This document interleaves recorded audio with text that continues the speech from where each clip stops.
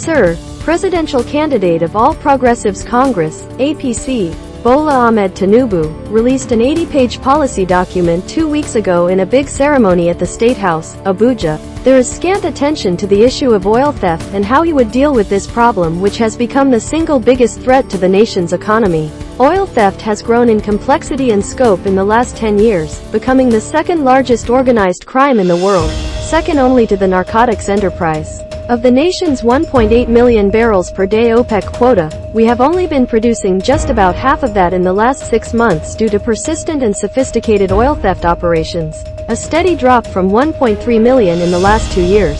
The economic loss to the nation is huge and calamitous. Due to massive oil theft, Nigeria has been racked by serious fiscal crisis, manifesting in its inability to generate enough revenues to fund the budget. The government has had to resort to huge borrowing with attendant debilitating debt servicing. Tinubu's manifesto promises to stop fuel subsidy, increase crude oil production to 2.6 mbpd by 2027 and 4 mbpd by 2030. Fuel subsidy will end automatically when Dangote Refinery begins production middle of next year. Increasing crude oil production from 1.4 mbpd to 4 mbpd in 7 years is near impossible. It requires huge investments, but the IOCs that have the money are not investing. Rather, they're divesting. Tinubu is also promising to complete critical gas infrastructure projects, including pipeline infrastructure.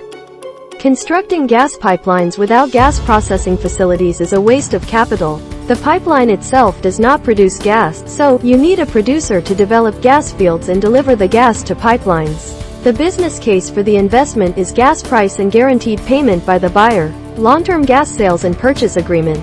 The next administration must figure out how to cross this hurdle. The document also pledges to implement the Host Community Development Trust, which seeks to encourage oil companies' assistance to host communities. I support all measures that will develop the oil communities, but from experience, offering communities money or oil is not the solution.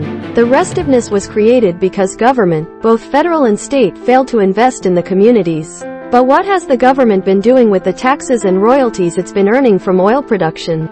Has the NDDC been living up to expectation? The issue government needs to address is proper application of oil revenue, not handing communities money. It will only lead to further conflict. Nigeria cannot survive further if it continues to be buffeted with corruption, oil theft and insecurity. For the nation to make progress, the next president should be single-minded and fierce in fighting the monster.